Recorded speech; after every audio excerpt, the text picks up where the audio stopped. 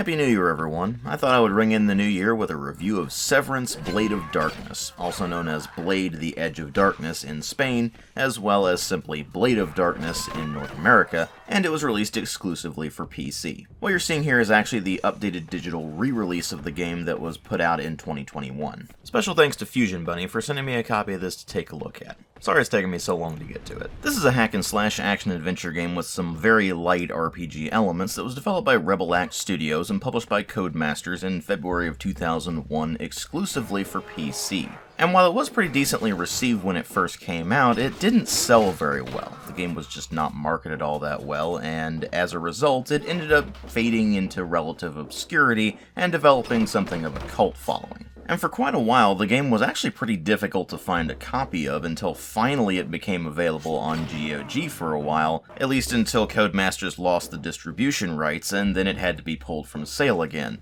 And for quite a while, the future of Severance Blade of Darkness was a bit uncertain because we weren't really sure if it was ever going to come back, because nobody was really sure who the rights belonged to. Until finally, a small publisher named SNEG managed to acquire the rights and not only was able to re-release the game on GOG and Steam and such, but they were also able to put out an update for the game that dramatically improved compatibility with modern systems, as well as added things like widescreen support, and that's the version that you're seeing here. I've actually had a copy of this game for quite a while, but when they re-released it, I went ahead and reinstalled the game, and not only can I easily confirm that those compatibility updates work like a charm, but they also didn't mess with the game. This isn't a remaster or a remake, it's just a re-release of the game with some improvements to stability and especially compatibility with modern systems, which was desperately needed considering it's a 20-year-old game at this point, and with added widescreen and gamepad support, neither of which were a thing in the original release. And if you already owned a digital copy of the game, say on GOG,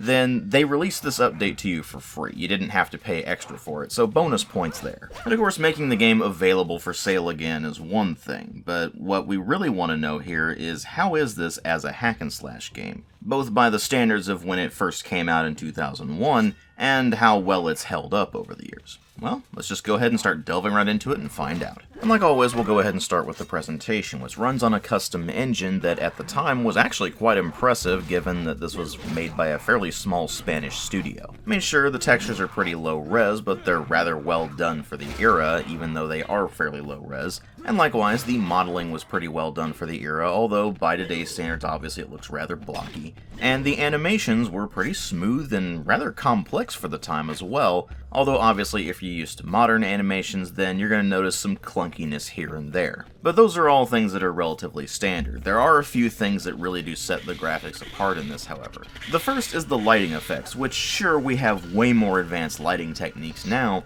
but not only were the lighting and shadow effects rather impressive for 2001, they sometimes even look better than a lot of modern games, and I think a lot of that is because modern games have the shadows and lighting as more of a given, rather than really putting effort into making sure it pops like it does in Severance Blade of Darkness. Then, of course, there's the reflection effect they've applied to the water, which is real-time and covers the entire environment, including characters. And while we think of that kind of thing as a ray tracing exclusive effect these days, Blade of Darkness was doing that kind of thing back in 2001 on DirectX 8. And not only that, but the effect actually still looks really good to this day. But then there is the other effect that really sets the visuals in this apart from a lot of other games out there, and that is the Dismemberment System. As you slice and dice your opponents and in turn get clobbered by them, you'll notice some changes to character textures to reflect the amount of damage they're sustaining, but you'll also notice that when you start hitting enemies for lethal damage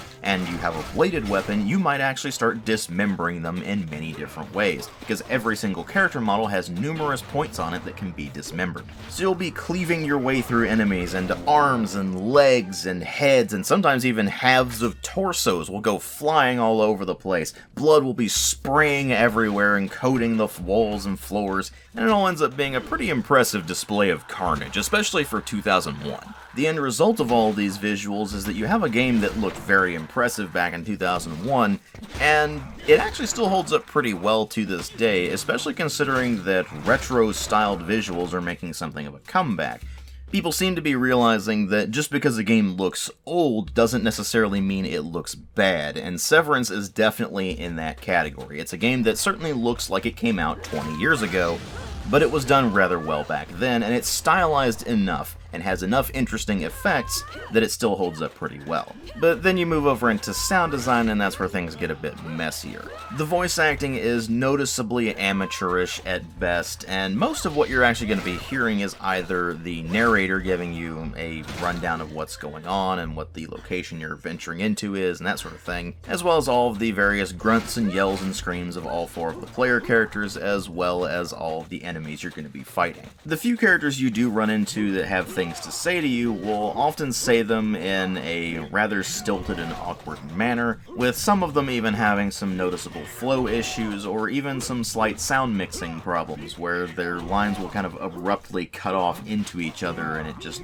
is a bit jarring. Then of course there's the soundtrack, which mostly consists of a bunch of rather generic loops which, from what I've seen, were supposedly taken from a bunch of royalty-free libraries. Which is of course a shame, because the game certainly could have benefited from having an original soundtrack. As it stands though, you're really not going to notice the soundtrack all that much, at least unless it starts flaring up with something a bit more intense, and even then you're probably not going to pay too much mind to it. But you know what? At least the sound effects are actually pretty decent. When you're going around and clobbering enemies and slicing them apart and such like that, the sound effects for that sort of thing are actually pretty effective. As far as general sound effects though, when you're just walking around or jumping and climbing and that sort of thing, those really aren't done as well, so some of those sounds can get fairly repetitive. But if you bring the entire presentation together, you end up with something that does still hold up reasonably well. The sound considerably less so than the visuals, of course, but there's not really anything all that egregious with regards to the visuals or sound design that really becomes a problem, except for some weird technical issues you might run into here and there. Like I ran into some weird sound glitches when I was going through the game, but while those were a bit annoying, they certainly weren't a deal breaker, especially considering they usually sorted themselves out in pretty short order.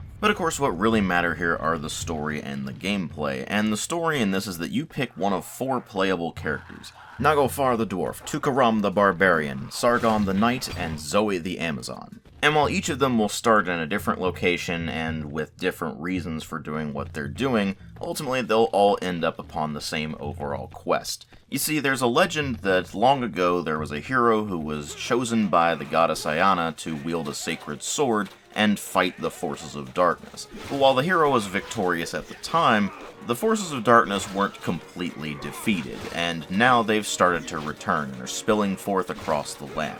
And as these hordes of orcs, goblins, undead, and more are laying waste to the lands, it's become pretty clear that whatever was leading the forces of darkness back then has returned, and someone is going to need to become the new hero and go find the Sword of Ayana, which will allow them to fight and then defeat this ancient evil once and for all. And that's pretty much the extent of the story. It is relatively light in that regard. You do get some descriptions about the locations that you're visiting and their role in the kingdoms and such, and as you continue to search for the sword, you will gradually learn more about it and learn more about that ancient legend, but most of what you're going to be learning is at the beginning and at the very end of a particular area. You'll get the description about what that area is and what it's for, and then at the end you'll get something that will lead you to the next area. Most of the characters you'll be running into as you progress through the game are all hostile, and they don't really say much to you, so most of the time you're not going to be running into characters that actually give you anything resembling dialogue, or if they do, they'll give you some brief information and then promptly die, so you'll never see them again.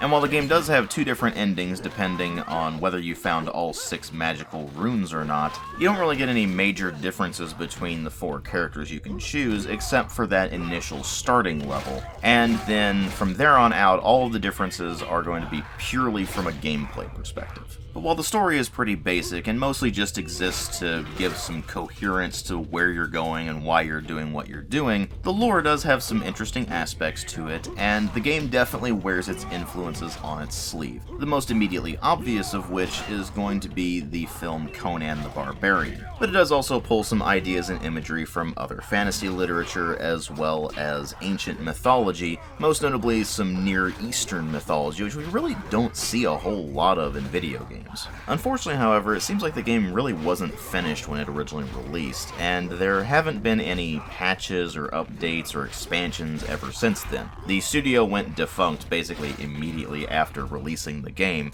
and so we're left with an experience where certain elements of the story really do feel like they were rushed. They're not terrible or anything, but you can't help but notice certain moments where the story really does feel like it was rushed, or like it had certain elements cut out of it just so they could meet the release date. But the thing is, this game doesn't really focus on its story. Like I said, you'll get a bit of story at the beginning of a level, and then another bit at the end of a level, and then in between that, it's basically nothing but gameplay. There are very few cutscenes in the game, except for just to bring your attention to a certain element, or maybe if a particularly powerful enemy shows up and it wants to introduce that enemy. But apart from those, it's basically entirely up to the gameplay to carry this game. So what exactly is Severance's gameplay like? Well, like I said, you pick one of 4 playable characters, each of which has their own strengths and weaknesses that you'll need to keep in mind as you play. When you go to the character select screen, the very first one that will show up is Sargon the Knight. And while you'll often see people say the developers probably put the most effort into Sargon because he has access to arguably the most amount of weapons as well as the most amount of combos and special moves, if you actually think about it, it makes more sense for him to have more moves and a wider selection of weapons than pretty much everybody else,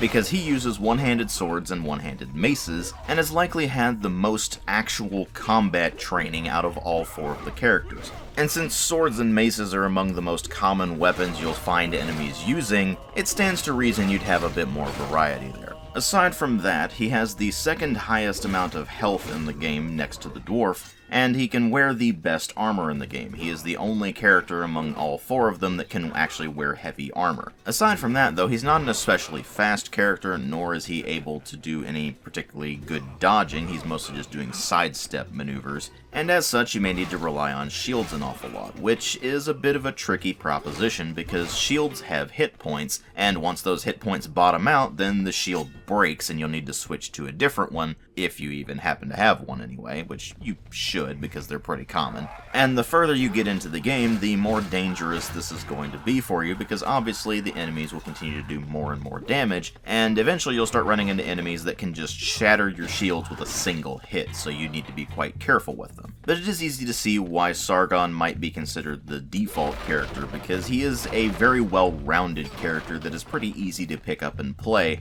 although he can be a bit tricky to master. The other characters can be selected by moving left and right on the character select screen, so I'm just going to talk about them in a relatively arbitrary order. Naglfar the Dwarf has the highest amount of health out of all of the characters, and he's also the only other character that mainly uses one-handed weapons, in his particular case, axes and hammers. So like with Sargon, he can use an axe or a hammer in one hand and a shield in the other, so you'll be relying on the shield quite a lot to defend yourself with him, especially since he has the worst mobility out of all 4 of the characters. He moves the slowest, although his running cycle is very amusing to look at, and his dodges are, much like with Sargon, some fairly quick sidesteps. Unlike Sargon, however, he can't wear heavy armor. He can only wear up to medium armor. So he actually has the second best armor in the game, while also having the best health. This does mean he's relatively tanky compared to the other characters, so he can take a bit more punishment than them, which is pretty clearly intentional because, well,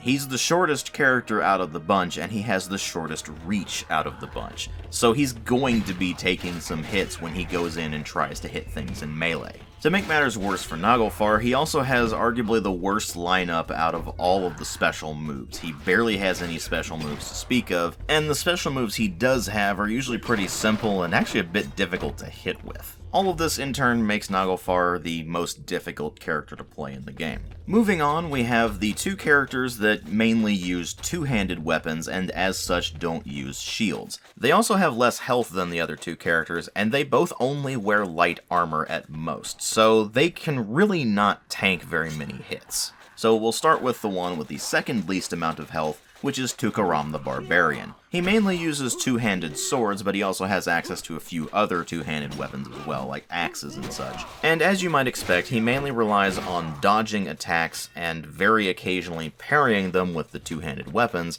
although you need to be quite careful with that because, much like with the shields, two-handed weapons have hit points, and thus if the enemy's attacks do enough damage, then they can shatter your weapon and you'll have to switch to something else. As such, the Barbarian is a bit of a high-risk, high-reward playstyle, because sure, he can dish out a lot of damage and he has a good variety of special moves, but he can't really take very many hits, so you need to be good on those dodges and make sure that you are avoiding taking hits as much as you possibly can. This of course leaves the last character available to you, which has the least amount of health, and that is Zoe the Amazon. And ironically, despite her having the least amount of health, she's arguably the easiest character to play because she has the most mobility. She is the fastest out of all of the characters, and while she can only wear up to light armor, she not only has the best dodging capabilities out of all of the characters, able to just roll out of the way of attacks entirely as opposed to others who have to pretty narrowly dodge them by stepping to the side, she also uses polearms, which have the longest reach and can actually do quite a lot of damage if you use some of those special moves. Like with the Barbarian, she can block with her polearms if need be, but usually she doesn't need to, and even then, much like with the two-handed swords and axes and such, the polearms all have hit points as well, so if enough damage is done to them, they will shatter.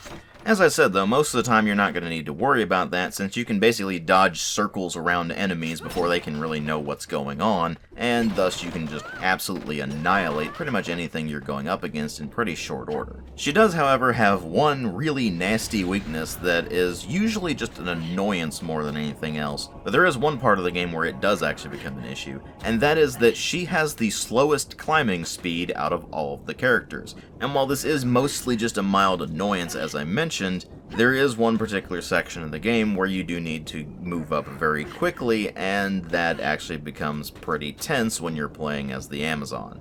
Now, regardless of which of these characters you choose to play as, you're ultimately going to be thrown into an individual level to start with, and then once you've completed that introductory level, you will be presented with the map screen where you'll be able to go to different locations.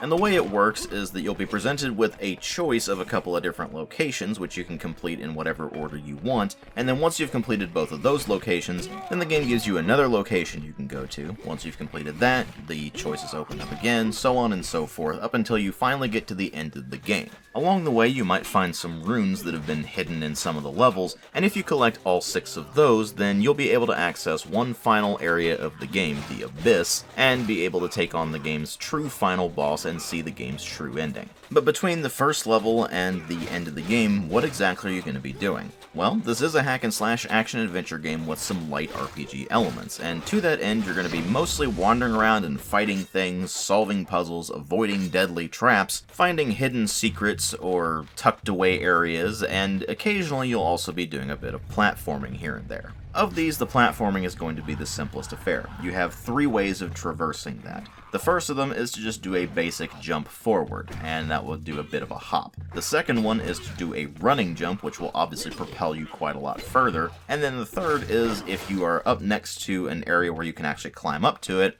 and you press the jump button, then your character will jump up, grab the ledge, and pull themselves up. Avoiding traps is usually pretty simple as well. You'll have to observe what the trap is actually doing and try to find a way around it, and that can involve either simply running through the area faster than the trap can actually be triggered, or jumping over the trigger point, or using an object, whether it be just something you pick up off the ground, or even one of your old weapons that you don't really need anymore, and throwing that into the area to trigger the trap in advance, and then you can just run through it as the trap is resetting, and sometimes you'll have to combine some of these methods to get past the trap.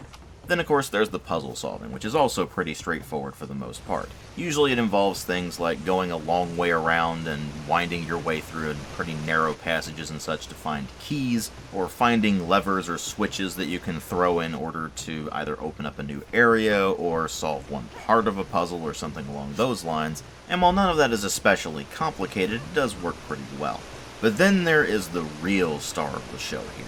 the combat. Now, depending on who you talk to, you're probably going to run into one of two camps with regards to the combat of Blade of Darkness. The first camp will just be bitching endlessly about how the controls are bad, the game's too difficult, the combat is clunky and awkward, and so on and so forth. And the other camp will basically tell you that the game has the best hack-and-slash combat ever made. So what exactly is it that makes this combat either so great or so terrible? Well, part of that is the controls. You gotta keep in mind that when this game originally released, it did not have gamepad support. This meant that you were controlling the game entirely with a keyboard and mouse. Now, for somebody who's played PC games as long as I have, that's not necessarily going to be a deal breaker, but for somebody who, say, prefers hack-and-slash games on a gamepad or has only played them on a gamepad, that might actually be a deal breaker for them. But weirdly enough, given the way the game actually controls, I'd be surprised if playing it on a gamepad was actually any better than a keyboard and mouse, or even really viable in general.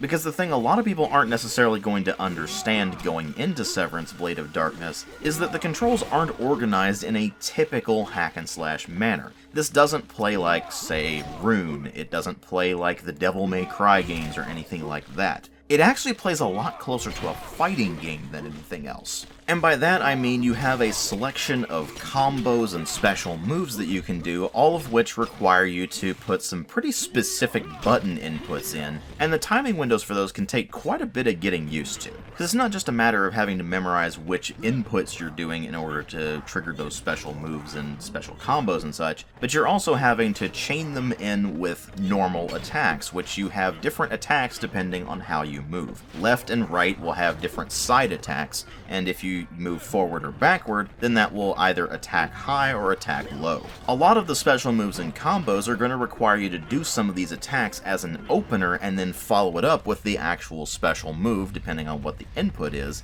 and people who aren't as used to fighting game inputs are not necessarily going to find that very intuitive. As such, to get the most out of the combat system in this game, you need to take a few moments and get used to the basic controls and the way you can chain attacks together, and then once you start getting access to the special moves, you need to start trying those out and get used to the timing of them, because they are extremely powerful when they connect. And as such, if you just try to plow your way through the game, just thinking about it as a standard hack-and-slash game, you're probably going to say, oh man, these controls suck, they're so unintuitive, they are so hard to use. When in reality, it's not necessarily that the controls are bad, it's that they are definitely non-standard and take some getting used to as a result. Does that mean the controls are clunky argument is completely unmerited? No, not necessarily. There are certain aspects of the controls that are clunky, namely things like the way you sprint being double tapping the forward button, and the fact that controlling the camera with the mouse can sometimes be a bit wonky.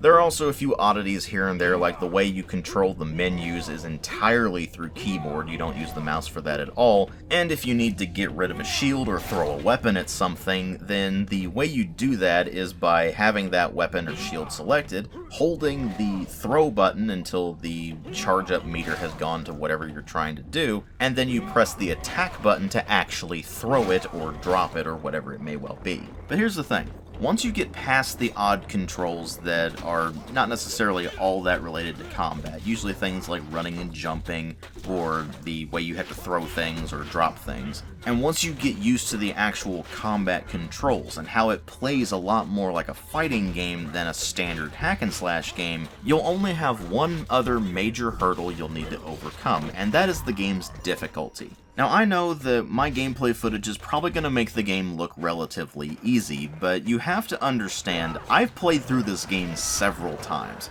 I played through it twice casually, first as Sargon the Knight and second as Tukaram the Barbarian, and then I played through it another 4 times for this particular video just so I could get all of the gameplay footage. And while I am certainly not anywhere near the best player of Severance Blade of Darkness, I definitely know what I'm doing, and as such, I probably make the game look fairly easy. For somebody who's just starting out and doesn't have the controls down and doesn't have the timings down, they're going to find very quickly that the game is actually quite difficult. I mean, sure, the game is not really all that stingy with the healing items. It has a save anywhere feature that allows you to save wherever you want, whenever you want, although you do only have a limited number of save slots, so you need to make sure you don't accidentally overwrite the wrong one. And as you continue to progress through the game, you will gradually earn more and more experience points by defeating enemies, and as you continue to level up, you will get more energy that you can use to chain together more attacks or use more powerful special moves, and you'll also gain additional power, which gives you a bit more damage output, more defense, which allows you to take a bit less damage, and you certainly get more health as well, but you really can't take a whole lot of damage in this game before going down. You do have enough room to make a few mistakes here and there, but the further you go into the game, the more tough enemies you'll find that can do a lot of damage, and you'll start running into enemies that can poison you as well, and that will do damage over time until eventually it gets out of your system, which takes a long time, I might add. And if you want to immediately get the poison out of your system, then you're going to have to use a life potion, which either you're carrying around and you have a very limited number of them, or you'll have to find one of the smaller increments of 50 or 150 life point potions that are just instant use. You grab them and you immediately drink them without being able to put them into your inventory. Because eating food items will certainly heal up a few hit points, but they don't get the poison out of your system, so they might be able to keep you going until you can find a life potion, but if you have relatively low health and you don't have access to any life potions in your inventory and you can't find any, then you're done. And this game doesn't have an autosave system, so if you happen to die and you haven't been saving your game, then you can lose a lot of progress. Add to that the hitboxes are not very generous in this game. You have to be pretty precise with all of your strikes, as well as the fact that dodging actually has to get you out of the path of the weapon for you to not take damage from it, unlike in, say, I don't know, the Souls games, where you can just abuse iframes to your heart's content, and you end up with a legitimately challenging and incredibly engaging combat system where once you've mastered it, you can get through pretty much any combat situation in the entire game without taking a single hit, and that feels pretty satisfying. And unlike a lot of modern hack-and-slash games, especially ones that are most often compared to this, like the Souls-like genre, where you move about the speed of molasses, enemy attacks are extremely heavily telegraphed, and you're constantly having to abuse iframes just to dodge everything, Severance's combat is fast and it requires precision. And while you certainly can abuse certain mechanics, like if you're playing as Zoe, you can abuse the reach of her weapons and how you can just hit enemies without them being able to hit you, you still need to be careful because utilizing special attacks and combos and such will use quite a lot of energy, and if that bottoms out, unlike in, say, a Souls-like where it just bottoms out a meter and you can continue just moving around and dodging and such, you get immobilized in Severance because you have to catch your breath. So it's not just about being fast and precise, it's also about being temperate, making sure that you don't overextend yourself, that you are keeping an eye on what the enemy is doing and responding to it accordingly. And while you can certainly say there is some element of that in modern hack-and-slash games, most modern hack-and-slash games that you can easily compare to Severance Blade of Darkness don't have this level of speed and precision. And they certainly don't have the ability to slice enemies' limbs off and then pick those limbs up and beat other enemies to death with them, which is always immensely satisfying. That's certainly not all to say that Severance is a perfect game or anything like that. It is nothing remotely resembling perfect. It has a lot of rough edges, and it requires you to be pretty patient with it to really get to the good stuff. But once you've gotten those controls and that timing down, then you have one of the most satisfying combat systems ever put into a video game. Not just hack-and-slash games. Video games, period. And it's an absolute shame that it was never truly finished, that we never saw an actual sequel that could improve upon these mechanics and make them even better. And while you might be wondering why I would compare this game to the Souls-likes, it's because a lot of people these days are trying to do exactly that when they really shouldn't be. I mean, after all, this is a linear hack-and-slash game, where even though you can go to different locations in whatever order you want, you're still ultimately going through the level basically one exact way, and while some levels do have certain elements that will fold around themselves, most of the time it's a pretty straightforward progression. There's not some bonfire mechanic where you can go to a certain location and spend experience and upgrade your stats and such. You just level up flatly over time. Each of the 4 characters has a distinct playstyle, and while they can pick up various other weapons that they are not really meant to be using, and they can do some basic attacks with them, they're at a significant disadvantage if they do so. And with the combat being far more about speed and precision than just working around iframes and being sluggish and non-responsive half the time, the combat controls are far more like a fighting game than anything the Souls-like genre is even attempting to do. And when I look at the grand scheme of video games, both before and since Severance Blade of Darkness, I haven't been able to find anything that was quite like it. I've found a few things that had a few similarities here and there, but there was never really that true blend of hack-and-slash action-adventure with the fighting game style mechanics that made everything feel fast, precise, and incredibly satisfying, like what you get in Severance Blade of Darkness. It's certainly not a game for everyone. You have to spend a fair amount of time getting used to the controls, and then on top of that, you have to get used to all of the timings on all the special moves and such. You need to get used to the way you have to dodge attacks. You need to get used to being fast and precise, potentially even unlearning bad habits from other games that will just get you clobbered in this one. And up until the 2021 compatibility and stability update, it was even a bit of a pain to really get the game working properly on a modern system. But once you get past any compatibility issues you might be running into if you're not running the 2021 update anyway, and once you've gotten used to those controls and timings, you're going to find that even though it was technically unfinished when it originally released, and even though there's clearly certain elements of the game that were cut out to meet the deadline, and even though the 2021 update does not include the arena mode that the original game launched with, and that was just a basic versus multiplayer mode, you'll still find that the single-player experience of Severance Blade of Darkness is one of the best hack-and-slash games ever made, even with all of its rough edges. And overall, I give it a 4.5 out of 5. Like I said, it's not going to be for everyone, but for the people who are able to get into it, Blade of Darkness is one hell of a game, and is well worth playing. Thank you all very much for watching, and welcome to the new year of 2022. I'm going to be taking a look at some games that are definitely going to be pretty interesting going forward this year, so stay tuned for all of those. If you like my content, then please consider supporting the channel on Patreon. All of the revenue from that goes directly back into the channel. If you can't afford to support the channel on Patreon or don't want to, that is perfectly fine, I understand. But the option's there if you're interested. Thank you all again for watching, and I will see you all in later videos.